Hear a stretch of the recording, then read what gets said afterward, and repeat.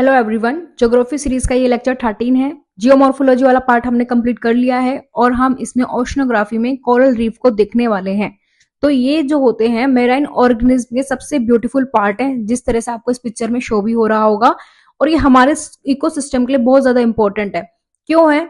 क्योंकि जहां पर भी आपको हेल्दी कोरल रीफ्स देखने को मिलते हैं, उसका मतलब है कि जो आपकी मेराइन इकोसिस्टम है वो भी क्या है, हेल्दी है। प्राइमरी फूड चेन का पार्ट है ये।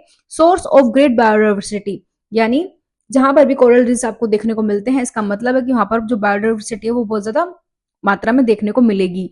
और आपको पता है कि लैंड से ज्यादा जो बायोडाइवर्सिटी है वो हमें ओशन में ही देखने को मिलते हैं। इवन आपको बहुत सारी स्पीशीज के इसमें नाम भी नहीं पता होते हैं। अब और डिटेल से जानते हैं कि कोरल रीफ्स एक्चुअल में होते क्या है। तो ये एक माइक्रोस्कोपिक एनिमल है जिसे हम क्या कहते हैं, पॉलिप्स कहते हैं। ये क्या करते हैं, ये एनिमल सी वाटर में जो कैल्शियम पाया जाता है उसको एक्सट्रैक्ट करके कैल्शियम से स्केलेटन बनाते हैं। और ये फ्लोट नहीं करते हैं, लेकिन ये आप ध्यान रखना कि ये पानी में फ्लोट नहीं करते। ये क्या करते हैं, ये एक जनरेशन पर दूसरी जनरेशन बनाते हैं। मींस जैसे जो पहली जनरेशन के स्केलेटन जब मर जाती है तो उसी पर ही, उसके ऊपर ही दूसरी जनरेशन, फिर इस तरीके से थर्ड जनरेशन, फोर्थ जनरेशन। तो इसी तरीके से ये क्या करती है, ग्रो करते हैं। पहली मर जाती है, उसी के ऊपर दूसरी, तीसरी, इसी तरीके से ये ग्रो करते हैं कोरल रीफ्स। ठीक है। अब ये जो कोरल रीफ्स है वो फूड सोर्स के लिए एक और ऑर्गेनिज्म के साथ सिम्बायोटिक रिलेशनशिप बनाते हैं। ठीक है। और उस ऑर्गेनिज्म को क्या कहा जाता है, जूजेंथले। अब जूजेंथले क्या होते हैं? जूजेंथले होते हैं, ये भी एक माइक्रोस्कोपिक प्लांट होते हैं जो क्या कर सकता है, फोटोसिंथेसिस कर सकता है। यानी सनलाइट और ऑक्सीजन से जो फूड क्रिएट ये कर सकता है। अब कोरल रीफ्स के जो स्केलेटन है उसमें जूजेंथले रहती है। तो दोनों एक दूसरे के साथ क्या करते हैं, सिम्बायोटिक रिलेशनशिप बनाते हैं। अब यानी कोरल रीफ, उसका स्केलेटन उस प्लांट को प्रोटेक्शन देता है और वो प्लांट फोटोसिंथेसिस करके कोरल रीफ को फूड प्रोवाइड करता है। ठीक है। ये इसमें ये लिखा हुआ है कि जो आपके जो कोरल रीफ है उसका जो स्केलेटन वाला पार्ट है उस प्लांट को क्या देता है, प्रोटेक्शन देता है। और वो प्लांट बदले में क्या करता है, फोटोसिंथेसिस करके कोरल रीफ को क्या करता है, फूड प्रोवाइड करता है। तो इस तरीके से इन दोनों में सिम्बायोटिक रिलेशनशिप बना रहता है। अब लेकिन क्या होता है कि कुछ कंडीशंस होती है कोरल रीफ के ग्रो करने के लिए।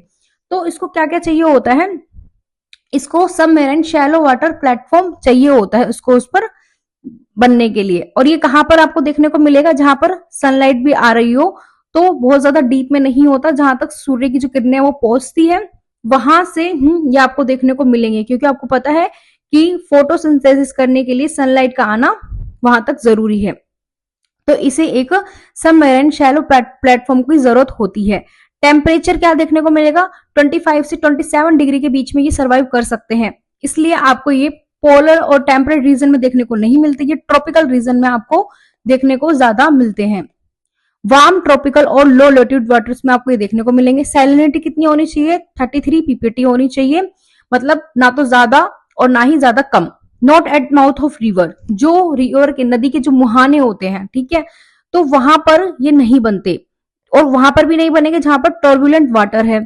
ठीक है। लेकिन वहां भी नहीं बनेंगे जहां पर एकदम वाटर क्या है, स्टेबल है। ठीक है।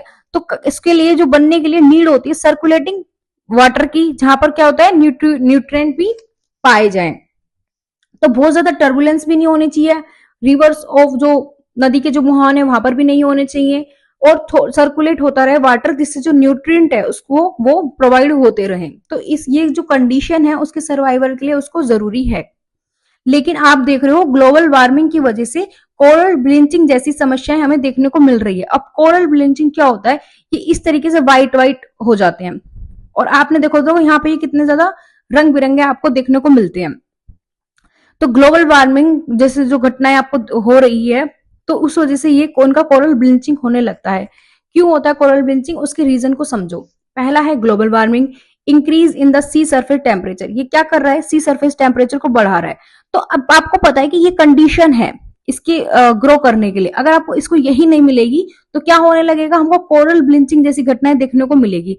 सेकंड, ओजोन डिप्लीशन, यानी जब सन से जो यूवी रेज आती है, तो अगर वो डायरेक्ट ही इन पर बहुत ज्यादा पड़ेगी तो उसकी वजह से भी क्या होगा, कोरल ब्लीचिंग होगा। इसी तरीके से अलगाई ब्लूम। अब अलगाई ब्लूम क्या होता है ये देखो, इसे बोलते हैं एल्गाई ब्लूम। इसमें क्या होता है कि हम बहुत ज्यादा जो एक्सेसिव फर्टिलाइजर का यूज करते हैं तो वो रिवर के जरिए क्या होता है कि हमारे ओशन में आ जाता है, जिसकी वजह से एक्सेसिव न्यूट्रिएंट की वजह से इस तरह की घटना हमें देखने को मिलती है। अब इससे क्या होगा, जो ऑक्सीजन और सनलाइट है वो नीचे नहीं पहुंच पाएगी, जिसकी वजह से एल्गाई ब्लूम की घटना देखने को मिलेगी और यह हमें कोरल ब्लीचिंग जैसी घटना फिर होने लगेगी। Second, increase sedimentation from river. अगर बहुत ज्यादा मात्रा में सेडिमेंटेशन होगा, जैसे मान लो हम जैसे डिफोरेस्टेशन कर रहे हैं बहुत ज्यादा मात्रा में, तो उससे क्या हो रहा है, सोइल इरोजन हो रहा है, मृदा का अपरदन हो रहा है। लेकिन जहां पर भी बहुत ज्यादा वनीकरण होता है तो वो क्या करती है, सोइल को बांध कर रखती है, उसकी जो जड़ें होती है। लेकिन डिफोरेस्टेशन की वजह से जो ह्यूमन एक्टिविटी हो रही है, हम डिफोरेस्टेशन कर रहे हैं, उसकी वजह से बहुत ज्यादा सेडिमेंट जो होते हैं वो रिवर में चले जाते हैं। फिर उससे क्या होता है कि जो कोरल के जो पोर्स होते हैं वो बंद हो जाते हैं और कोरल जो होता है मर जाता है। फिर इस तरीके से फिर ये घटना हमको देखने को मिलती है। उसके बाद मेराइन में पॉल्यूशन, ऑयल स्पिल, ये देखो इस तरीके से जो ऑयल स्पिल हो जाता है, फैल जाता है। आपको करंट अफेयर्स में ये घटनाएं देखने को मिलेगी। अब इससे भी क्या होगा, जो सनलाइट है और जो सनलाइट प्लस जो ऑक्सीजन होने चाहिए, रिक्वायरमेंट है जिस चीज की, वो नीचे नहीं जा पाएगी और जो प्रवाल है वो मर जाएंगे। तो ये दो घटना, ऑयल स्पिल, अलगाई ब्लूम और ओजोन डिप्लीशन, ग्लोबल वार्मिंग, जिसकी वजह से क्या हो रहा है, कोरल ब्लीचिंग हो रहा है। अब कैसे बनते हैं coral, formation of coral reef. तो देखो इसकी 3 स्टेजेस होती है। एक तो होता है जैसे मान लो एक्टिव वोल्केनिक, ये तो है ही, ठीक है। इसके बाद देखो इसकी स्टेजेस क्या होता है। हमने कहा था कि उसे एक प्लेटफॉर्म की जरूरत होती है, फ्लोटिंग वाटर नहीं चाहिए होता है। तो ये क्या करती है, इसके जो इस तरीके से इस डायग्राम में दिख रहा होगा, इस आइलैंड के साइड में एक तरीके से फ्रिंजिंग रीफ का निर्माण होता है। Coral can be develop both at the margin of the continent और अराउंड आइलैंड। ये आइलैंड के अराउंड भी डेवलप हो सकता है, या फिर जो हमारे कोस्टल एरियाज हैं उनकी जो बाउंड्रीज होती है उसके साइड में भी ये डेवलप हो सकते हैं। तो इसकी 3 स्टेजेस होती है, fringing reef, barrier reef, atoll reef. अब हम एक एक करके इन्हें देखते हैं और समझते हैं। ये देखो इस डायग्राम को देखो, ये है हमारा पूरा आइलैंड, ठीक है। ये है रीफ। रीफ किस तरह से इसके पैरेलल जो हो रही है, डेवलप हो रही है वर्टिकल रूप से, ठीक है, आइलैंड के ही। तो फ्रिंजिंग रीफ को समझो, पहले जैसे फॉर्मेशन हो रहा है तो सबसे पहले फ्रिंजिंग रीफ कैसे बन रही है। Coral reef developed along margin of an island के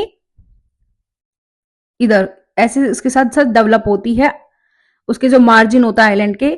if gap is created between coral and the surface of island, इस तरीके से अगर उनके बीच में गैप क्रिएट हो जाता है और स्मॉल वाटर बॉडीज बन जाती है, तो इसको हम क्या कहते हैं, फिर यहाँ पर लेगून कहते हैं, ठीक है।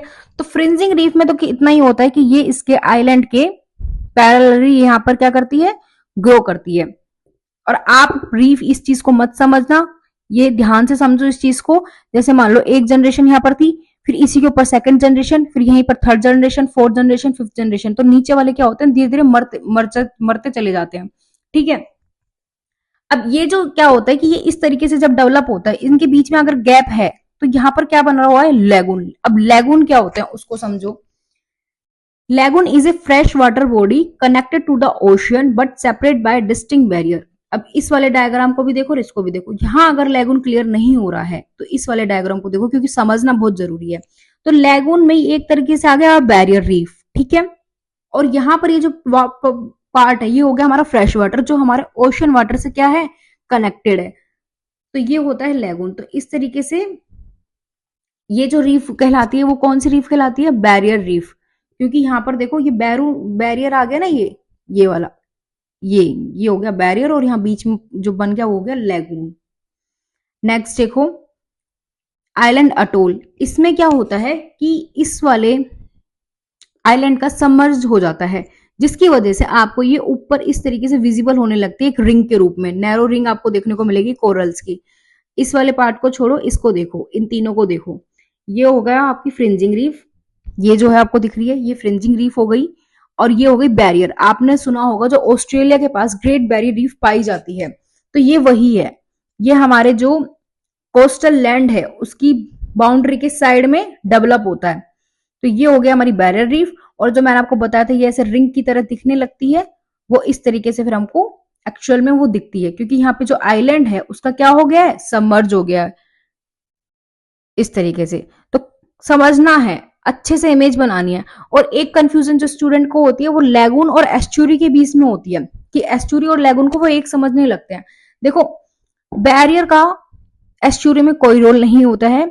एस्चुरी में फ्रेश वाटर और ओशन जो वाटर होता है उसको मिक्स्ड होते हैं। आपने इंडिया में जो मैंग्रोव वन है वो वहीं पर ही डेवलप है एस्चुरी वाले पार्ट में।